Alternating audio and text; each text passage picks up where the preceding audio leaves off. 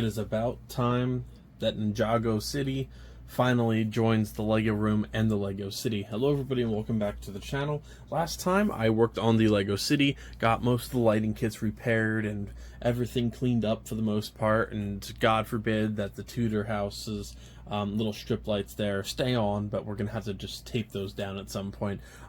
So last time we moved the beautiful Lego Lion Knight's castle and the entire medieval display back here, and for now it is going to be half backstock, or backstock, good God, falling back to my Target days, my backlog, and the other half is going to be the beautiful Ninjago City Gardens. Yep, that's what remains of it. Well, partially. So basically, if you guys are not aware, the Ninjago City Gardens set came out a few years ago. It is now retired, but it hailed as and is one of the greatest Lego sets of all time. At nearly 6,000 pieces and $350 with 19 minifigures and nearly 3 feet tall, it is gorgeous. It is by far and away one of the greatest Lego sets of all time. And when I moved a couple years ago, it was one of the ones that was impossible to move in one piece. So the way I do it is typically I bag them up, and you know, at least if you have them in a Ziploc bag, when they break, you kind of know where like the pieces go, and that was kind of the best way. However, the Ninjago City lineup is tough because it doesn't necessarily go with like the regular city. So you kind of need like its own space, and since it's a water base rather than a city base, you need something to do with water. And originally I was going to do this as part of the normal city, and I was going to do a beach, or I should say a boardwalk, a beach, some ocean, and then have this as like an island that like cruise ships can go to. And maybe one day that is kind of the outlook we're going to do with it, but it just wasn't in the cards for my current setup. And obviously I could change it again in the future, but for now we're going to be making this windowsill over here into Ninjago Island. So this is the start of it. I'm hoping all of the pieces are here. All of the bags seem like they have been sealed for the past couple of years. They've literally been in my backlog since then in a little like cube storage container under my desk. And I'm very excited to build it. I'm very excited to see it again. I'm even more, okay, I'm not gonna lie, I'm not excited to do the lighting kit for it because I know it's going to be rather awful, in my opinion, to probably light this up. But aside from that, I am really excited to actually light it up.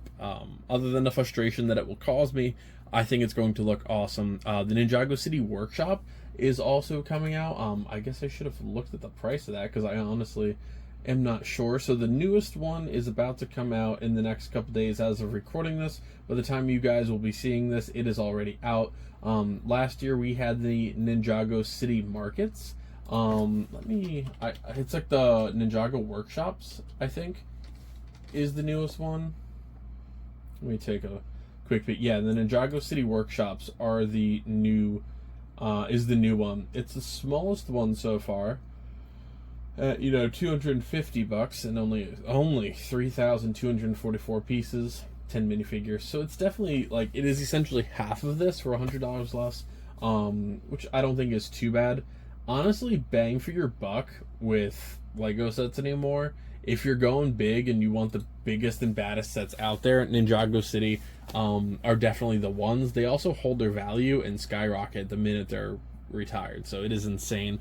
Very expensive to try and get the older sets, like the actual, like the original Ninjago City. That is an expensive boy right there. And there are, I believe, about 6 sets so far, right around there. This is the only one I actually have, but it is amazing. When people discuss greatest Lego set of all time, this is in my list every single time. The Daily Bugle is right there with it, and there's a big debate. Like, those two in store at the same time were both $350, and it was the toughest decision I've ever had with a Lego set, like price-wise, to buy. But they're both fantastic. If you can get this, if you can ever get your hands on the Ninjago City Gardens, it is a gorgeous and fantastic set. I just bumped and turned my editing program off. That's gonna be good for me. But yeah, that's unfortunate. I literally like threw my elbow back. Oh well. I can start from zero, whatever. But yeah, thank you guys so much for joining me. I am really excited to be doing the Ninjago City project finally. I am not Mills plating this. I'm leaving it alone for now just because it's kind of standing on its own, and I'm going to have to rebuild it again once we move, most likely in the next year or so, oh well. I'm going to leave it like this for now, so if you guys are curious why I'm not Mills plating it, since it's not part of the city, I am going to leave it alone. If I add it to the city eventually, then I'll just Mills plate it then. But for now, let's make it a little bit easier on myself and start from scratch. Alright, the city gardens is finally rebuilt. And it does look really awesome back there. Height-wise, I mean, you know, it is pretty much level to the Avengers Tower. Now, there are a couple pieces missing. Most of them aren't very noticeable. Just because I think the, little shrimp is missing from the other side. The main issue is that the top portion of the big radio tower, I do not have near all the pieces, so I'm going to have to order those. Other than that, the temple has one missing leg. I essentially just built it out of some dark gray and black bricks just to kind of hold it where it is. But that is the only things that are really missing. So thankfully, this thing did survive the move. Definitely the terrifying one to move. Now, most of these you can kind of break down a little bit easier, probably modularize. I went by floor. When we move in the future, I think I'll do each individual portion of the building into its own bag and save just a lot of time. But I am really happy with the start of Ninjago Island. Now, I do want to light this up, but the light kit is, I think it's on sale for $75 right now.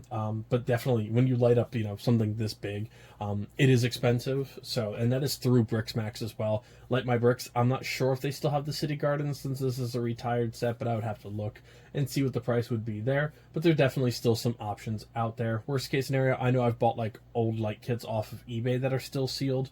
That's kind of your best way to be able to do it. But that is one thing that is unfortunate about lighting kits. If you don't get them while they're in stores, or I should say available online in stores, it is tough to get them third party because you can't really recycle them. So, or at least I guess you can, you just have to really be careful.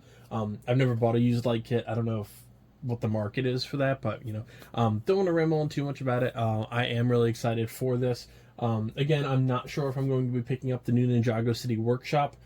They're both corner buildings as well, so maybe the city docks would be a little bit better for me. Obviously, there's a $100 price difference there, but the city docks is definitely pretty awesome. Now, I have the little temple to the right of it for now. And the main reason being, since there's a wall here, anything it kind of in front of the base plate is going to be just too large. So essentially, I would have to redo some of the tree and a couple of the neon signs. I'm not worried about that too much right now. The chances of me filling up all of Ninjago City in the next year is, a big job given the cost of especially the older sets. And even look at the cost of the new ones. I mean, just for the 2 Ninjago sets in the store right now, you're talking about $600-ish. I think it's even more. Yeah, because I think one's $350 to $380 and the other one's $250. So you're looking between $650 and $700 for those two with tax and everything like that. So that's not even counting the 2 retired ones. So Ninjago City is definitely a huge, ambitious, and very expensive project, but I am looking forward to finally having it in the background, and I am happier with it than I was the castle. I just am. Now, I'm going to eventually populate this thing with some minifigures. I'll probably go online and just buy a bunch of minifigures and toss them in there. It's a nice tourist destination, and I want this to kind of be its own city adjacent to the main city. And there's plenty of rebrickable models and stuff like that too. It'd be neat to have a little embassy building in the city. I think that would be pretty cool, but we'll see what we do. But I'm really excited to see Ninjago City Island become a thing. Thank you all for joining me. I know this was not the most exciting build in the world, just because I built this, many moons ago on this channel. This was one of my first big builds, actually. I don't know how many subscribers I had at that point, but it's nice to see we've grown a little bit. So thank you all so much for joining me. Like, comment, subscribe, share the video. It helps me out a lot. And follow me on Instagram if you're interested. Also, if you want to pick up one of those light kits I was talking about, head to my affiliate link in the description below, and hopefully you can get a good deal or a good sale on some of these light kits. I know they get expensive, but it is definitely a good time. I mean, I love looking at the city. And yep, that little piece again is sticking off. I'm going to have to just tape that at some point because it's driving me insane.